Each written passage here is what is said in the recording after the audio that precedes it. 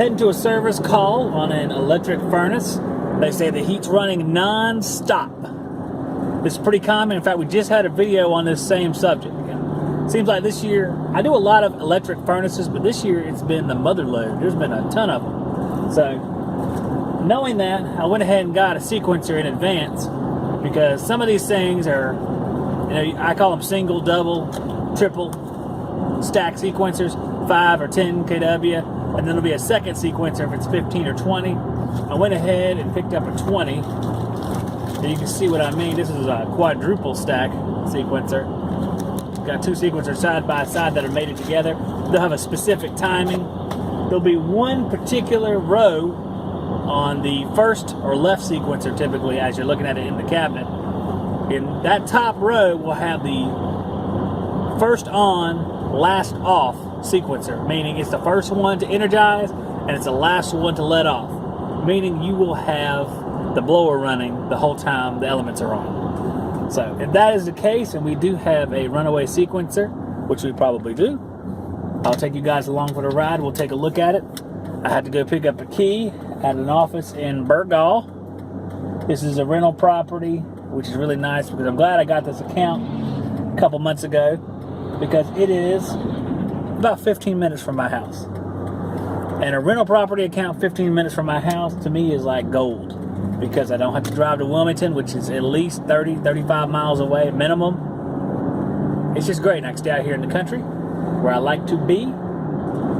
And we'll see what we get into today, guys. A lot of exciting things happening. I have my new hat.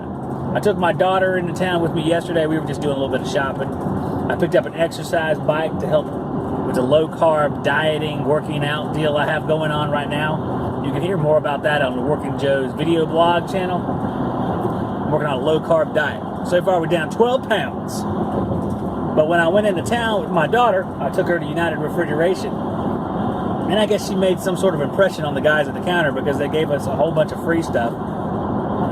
Unsolicited sweatshirts, a hat, 3 thermostat screwdrivers. It was pretty nice. They probably broke even on that sale, because all I did was buy a sequencer. Although I did buy a Fieldpiece accessory head, but it was one of the cheapest ones. It was a dual temperature head, dual K-type fittings, which we'll go into at a later time. So let's figure out what's going on this call, and see if we can't go ahead and trailer park, and they don't think much of it. But believe it or not, I really enjoy working on these things. I don't know what it is. I really enjoy it. So I can't wait to get in here to this old beat up bird and see what's happening. Tech thermostat is blank because they shut the power off. She's looking good, baby. Looking like a boss. She is dirty as crap. Cleaned blower. 1901. Well, that was 16 years ago. Holy crap. I bet she's due again. Alright, well, I'm going to take this off and see if the sequencer is still closed, even with the power off. And we'll get into it. But she is dirty.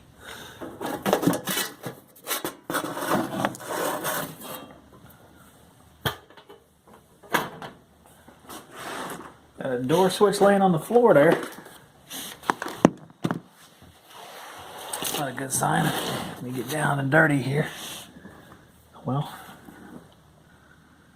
we got some flattened out sequencers because of the door.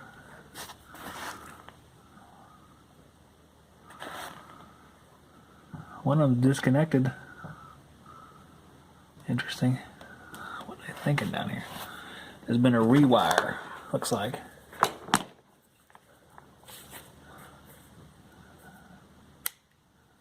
Set this thing on ohms.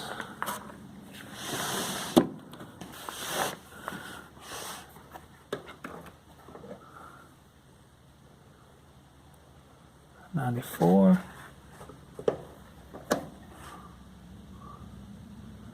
Open line.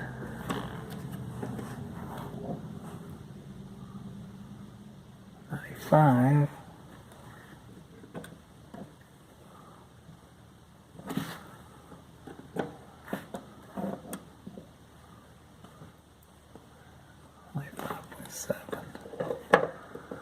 Well, none of them are closed right now.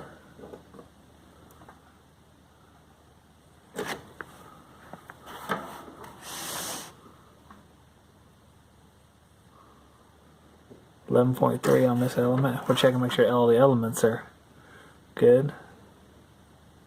7.5.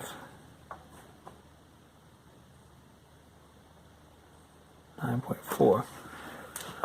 All the elements have continuity. Let's see here what happens when we turn it on. See if anything jumps out at us looking around. The sequencer is a little beat up. One of the things is bashed over there. This is the side controlling the blower. See this gray wire coming off right here is the one actually going up to run the heating speed on the blower. So that's fine. Well, nothing's closed right now, so we'll turn it on and off and see what happens here. See if we need voltage up here. No voltage. Shut off at the breaker. Alright, what I'm going to do is I'm going to hook the amp clamp here. Let's see how many amps we have while this thing is running. Just turn this thing on. Should be no power as far as no power going to the blower, no power on the elements, but 0 amps so far. Or is it? Let's see. Yep, 0 amps so far.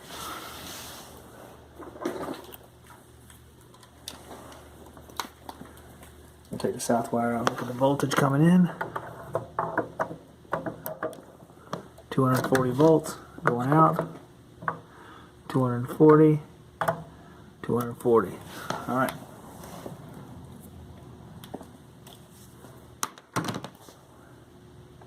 We'll let it sit here for a second and see if anything comes on. Right now we're set to off on the thermostat, so nothing should be running. As you can see, or maybe not see, there's 0 amps here. We have voltage to the machine, so I'm going to turn on the thermostat now. Our beautiful Gym Tech. And slide it over to heat. Let's see what happens. It's a heat pump thermostat. I don't know of any heat pumps that are out here. We'll turn it up to 70, see what happens. Feel anything on the line here getting warm. We'll see. I'll go take a look, see if it's a heat pump outside. Right now we have 3 amps. You can see the reversing valve down there. So we have a heat pump. It's the first one of those I've seen out here. Usually they're straight ACs. So what we're going to do is I'm going to put the door back on there. We're going to turn the breaker on for this thing. And we'll see if it's got a stuck contactor or something like that. It's not stuck. So I'm going to turn heating back on to see if this thing runs. 15 pounds on the low side ain't looking too good so far in heating mode. Just a little bit of heat coming on the discharge line. Not too good. We'll let it run for a little while, see how far it rebounds. But that's not a good start. Looking down here, guys, starting to skyrocket up because our auxiliary heat is on now. We were only getting about, I don't know, 6 or 7 degrees. So now our auxiliary heat is on. We'll let it run for a minute. We'll shut everything down and see what keeps running. Already 64. This thermostat is so sensitive. It moves every little bit because we have an outlet right down here just blowing some air up here. This thing changes so quickly. It should shut off pretty quick. So we're at 64. I set it on 70. I'm going to let it run it all the way up to 70. I have the leak detector in here, Infracon D-Tech Select, and we're going to check the coil whenever I'm done. 68 amps, roughly putting out around 16,000 watts or using 16,000 watts for heating. It's an energy guzzler, but no issues found so far besides maybe a low charge, which I'm going to check in a minute. So that's kind of surprising. I haven't set it in emergency heat now. I'm going to shut it off here in a minute. It's been running for about 5 minutes again. So 69 inside the house. That thermostat's janky as hell. I do not like that thermostat. Gym Tech, Best Tech, Top Tech, thermostat, whatever the hell it is. It needs 43 amps. One of the elements turned off. We'll see if the last one turns off. Should just be, a few seconds. Yeah. So no problem there either. Warming up the leak detector over here and see what we can find, but yeah, so far so good. I'll run it through one more time after this, but looks pretty good. Wireless transmitter and the induct psychrometer head measuring return wet bulb. I also have a temperature split transmitted wireless to the SC660. So we'll let that run for a while, kind of test out some of this stuff. It's kind of a theory I have about some on-the-go service tools I'm working with. So we'll go outside so I can check the charge and cooling. It's a little cool today, but I'm a little concerned about the has our temperature split of 11.6, which is pretty low. We have a 53% relative humidity, which means our temperature split should be closer to 18. We're at 12 now. We'll let it roll for a while. 63 and 42. The 65 saturation, we're starting to go up a little bit. We have about a degree or two of subcooling. We'll see where that ends up. And 54 pounds on the suction line with 30 degree saturation gives us a 13 degree superheat, which is consistent with a TXV. So we'll give it about 5 or 10 more minutes to see which machine. 14 ounces in, so I'll put an even pound in. It's really not exact charging here in the winter months, but I know it needs a little bit of refrigerant. I know a pound's going to be a safe bet, so I'm going to leave that in there till the spring and it can be checked again. This should get them by and do a little bit more efficient running